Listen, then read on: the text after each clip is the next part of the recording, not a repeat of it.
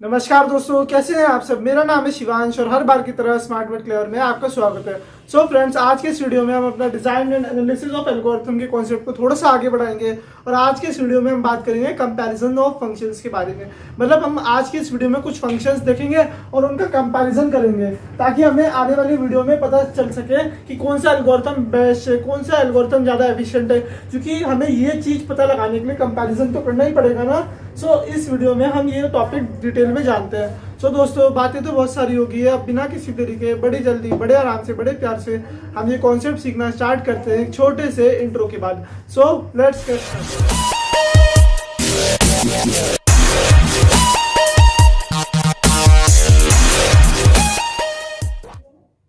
अपना topic comparison of function start करने से पहले हम कुछ फॉर्मूला देख लेते हैं ताकि हमें इस कॉन्सेप्ट को समझने में आसानी हो। हमारा पहला फॉर्मूला क्या है दोस्तों, आपने सिंपल कंडीशन लॉगरिथमिक के बारे में तो सुना ही होगा।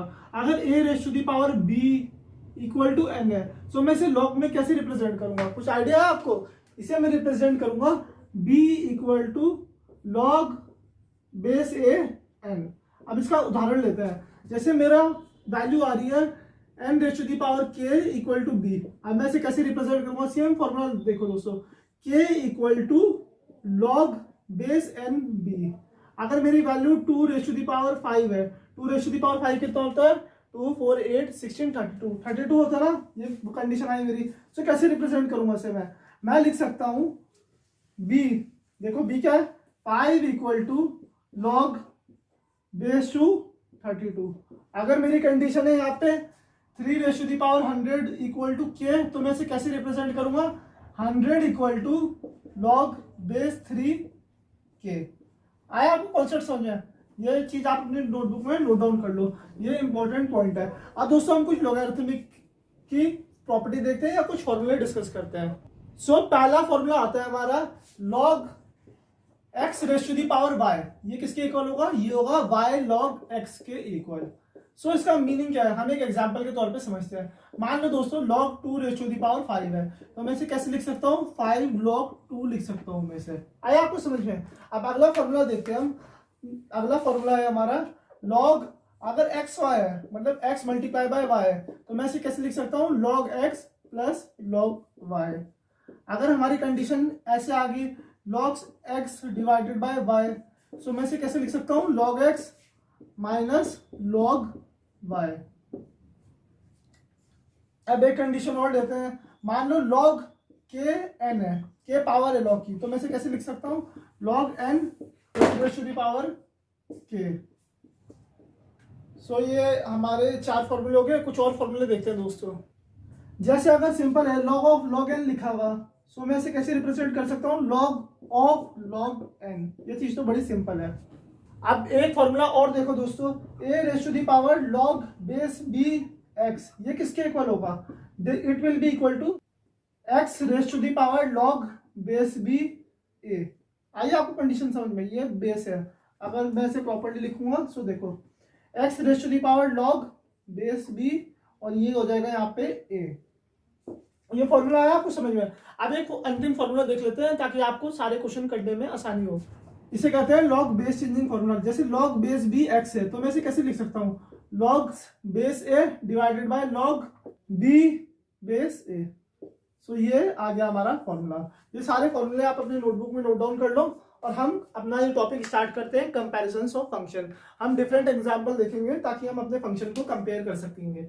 आपने नोट डाउन कर लिया। अब हम अपने कॉन्सेप्ट को फटाफट आगे बढ़ाते हैं।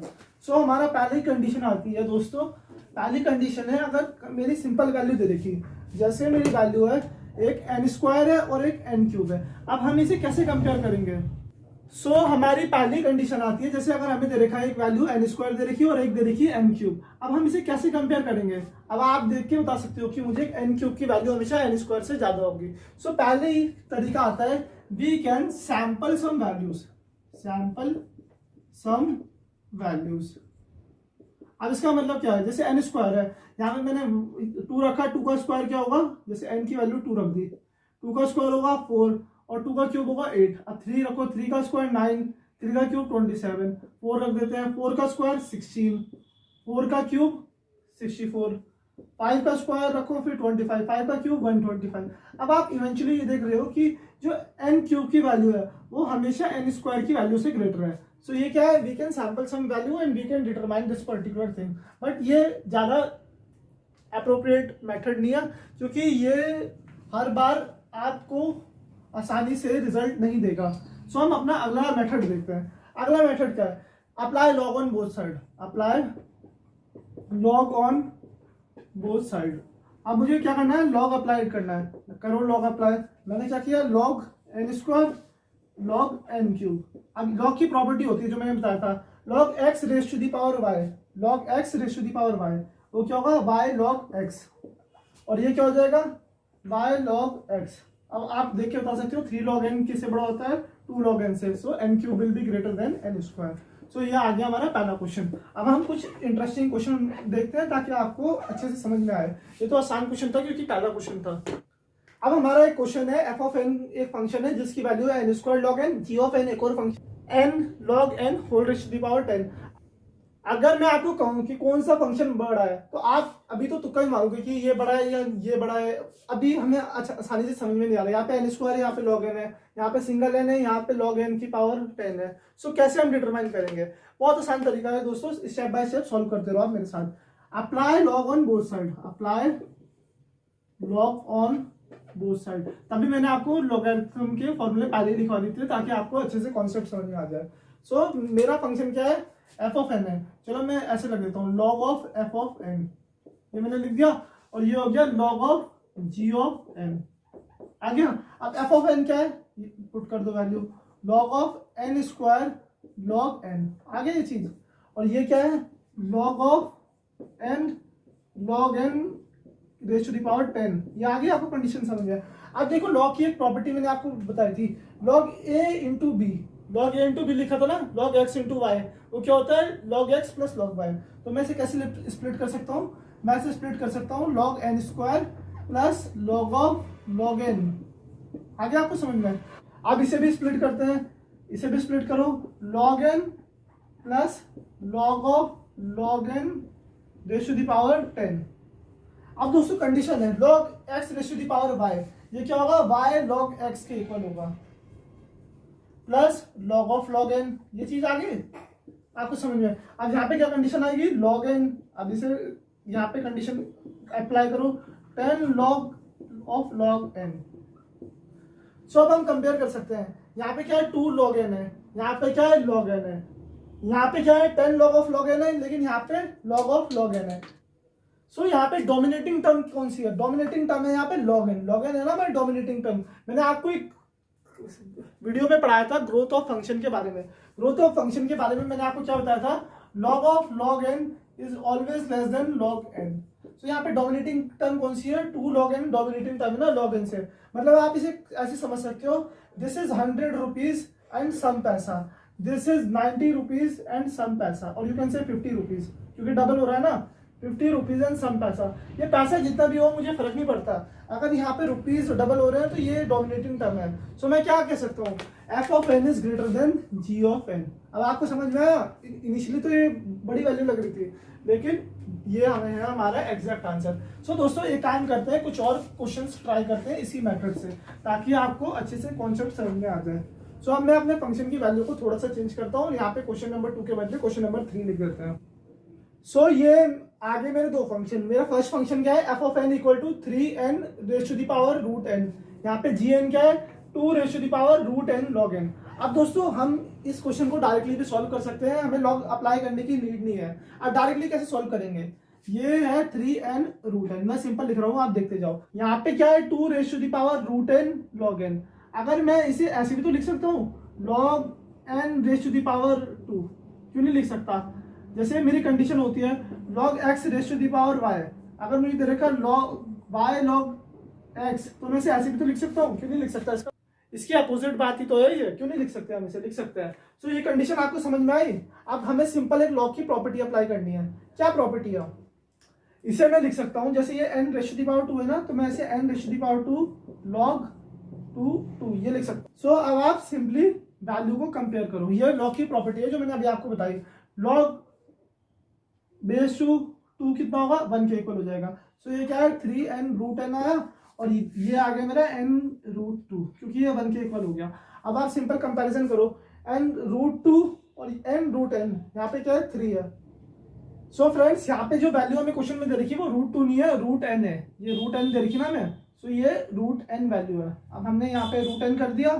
अब आप कंपैरिजन करो, √n, ये कंपेयर करते हैं टर्म, n√n ये दोनों सेम टर्म है, लेकिन यहाँ पे 3 है, यहाँ पे 1 है। सो कौन सी वैल्यू ज्यादा हुई, ये वाली वैल्यू ज्यादा हुई। आगे आपको कॉन्सेप्ट समझ में, कितना आसान कॉन्सेप्ट है। इसमें हमने लॉग अप्लाई नहीं किया, लेकिन लॉग की प्रॉपर्टी से हमने ये चीज और ज्यादा सोल्व कर ली। अब एक काम करते हैं, एक और क्वेश्चन देखते हैं। सो देखो क्वेश्चन नंबर 4 अब हम अपना अप्लाई करते हैं। सो अब हमारे दो फंक्शन है, n⁻log n और दूसरा फंक्शन है 2⁻n। अब हमने क्या किया, दोनों साइड लॉग अप्लाई कर दिया, log of f of n, और यहाँ पे हमने क्या किया है, log of g of n।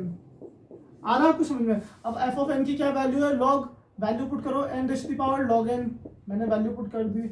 यहाँ पे वैल्यू पुट करो log 2⁻√n, ये वैल्यू पुट कर दी। अब ये क्या है, log a⁻b।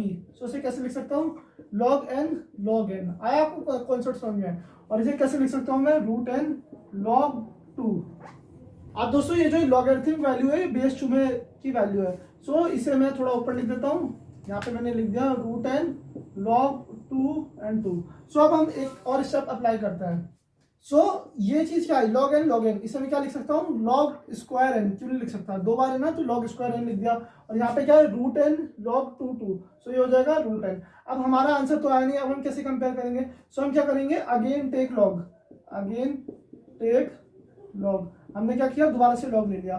सो यहाँ पे लॉग लिखो। सो मैं यहाँ पे डायरेक्टली आंसर लिख रहा हूँ। आंसर क्या आएगा, 2 log ऑफ log n, और यहाँ पे लॉग लो तो क्या आएगा, इसे मैं लिख सकता हूँ n⁻1/2। सो अगर आप लॉग लोगे तो यहाँ पे आएगा 1/2 log n। आगे ये कंडीशन आपको समझ में है। सो अब कौन सी टर्म ग्रेटर है, 2 log of log n greater है या log n ग्रेटर है। मैंने आपको ग्रोथ ऑफ फंक्शन में बताया था कि log n is always greater than log of log n। So चाहे कोफिशिएंट 1/2 हो चाहे 1 हो, this term will always be greater. So यहाँ पे क्या कंडीशन आई, g of n is greater than f of n। आगे ही आपको कॉन्सेप्ट समझ में।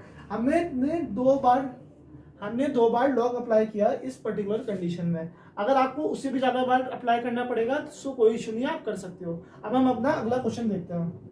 सो अब हमारा फंक्शन है f of n equal to 2⁻log n और g ऑफ n है n⁻√n। Apply log on both side, ये चीज आपको सोल्व करनी है। Apply log on both side, हमने क्या किया, दोनों साइड पे लॉग अप्लाई कर दिया। सो करो आप apply, log of f of n direct लिख देते हैं आपकी बात, log 2⁻log n, और यहाँ पे क्या आएगा, log n⁻√n। सो लॉग की प्रॉपर्टी लगाओ। सो ये क्या आ जाएगा, log n log 2 आएगा या नहीं आएगा, और यहाँ पे क्या आ जाएगा, √n log n। सो इसे फर्दर सॉल्व करते हैं। फर्दर सॉल्व कैसे होगा, ये मुझे पता है, ये सारे कौन से बेस में है, ये सारे हैं बेस 2 में। सो log n log बेस 2 क्या हो जाएगा, 1। यहाँ पे क्या आ जाएगा, √n log n। अब आप देख सकते हो यहाँ पे भी क्या है, log n है, यहाँ पे भी क्या है, log n है, लेकिन यहाँ पे 1 है, यहाँ पे √n है। So this particular term is greater. So मैं क्या कह सकता हूँ, g of n is greater than f of n। आगे आपको समझ में। अब हम एक और क्वेश्चन ट्राई करते हैं। सो अब हमारा दो फंक्शन है, f of n equal to 2n और g ऑफ n है 4n के इक्वल। अब हमें चेक करना है कि कौन सा फंक्शन ग्रेटर है। अब आप बोलोगे simply 4n is greater then 2n, but in reality अगर हम एसिम्प्टोटिक नोटेशन के बारे में बात करेंगे या फिर एल्गोरिथम के रिस्पेक्ट में बात करेंगे, so these two functions are equal, because यहाँ पे 2 या 4 क्या है, यहाँ पे 2 या 4 एक कांस्टेंट वैल्यू है। अगर हम इन्हें ऑर्डर में रिप्रेजेंट करेंगे, सो ये क्या होगा, ऑर्डर ऑफ n, और ये भी होगा ऑर्डर ऑफ n।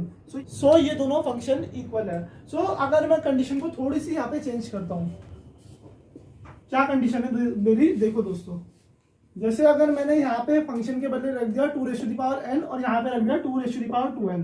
अब क्या बोल सकता हूँ, क्या अब मैं बोल सकता हूँ कि ये दोनों फंक्शन इक्वल है, अब नहीं बोल सकता दोस्तों। अब मुझे इसे सॉल्व करना पड़ेगा। सॉल्व कैसे करेंगे, apply log on both side, apply log on both side. हमने लॉग को अप्लाई किया, सो ये क्या आ जाएगा, log 2n 2⁻n, और यह आ जाएगा log 2 2⁻n। सो इसे करो, ये हो जाएगा n log 2 और ये हो जाएगा 2n log 2। अब आप खुद सोचो, यहाँ पे भी तो n और 2n वाली कंडीशन आ रही है, लेकिन ऐसा नहीं है, we have to say that G of N is greater than F of N. जब अगर हमने लॉग अप्लाई किया, चाहे यहाँ पे वैल्यू बिल्कुल सेम ही आ जाए, जैसे n log 2 है, यहाँ पे क्या है 2n log 2 है। अब आप देखोगे यहाँ पे कोफिशिएंट का तो अंतर है, यहाँ पे 1 है और यहाँ पे 2 है।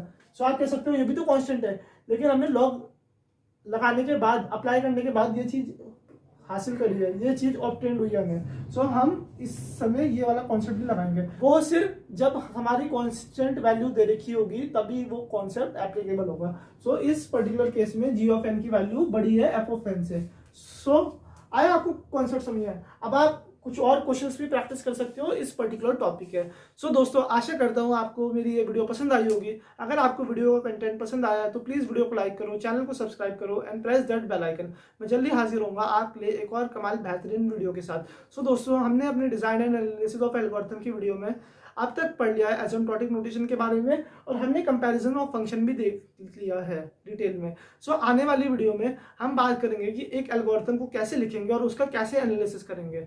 So stay tuned.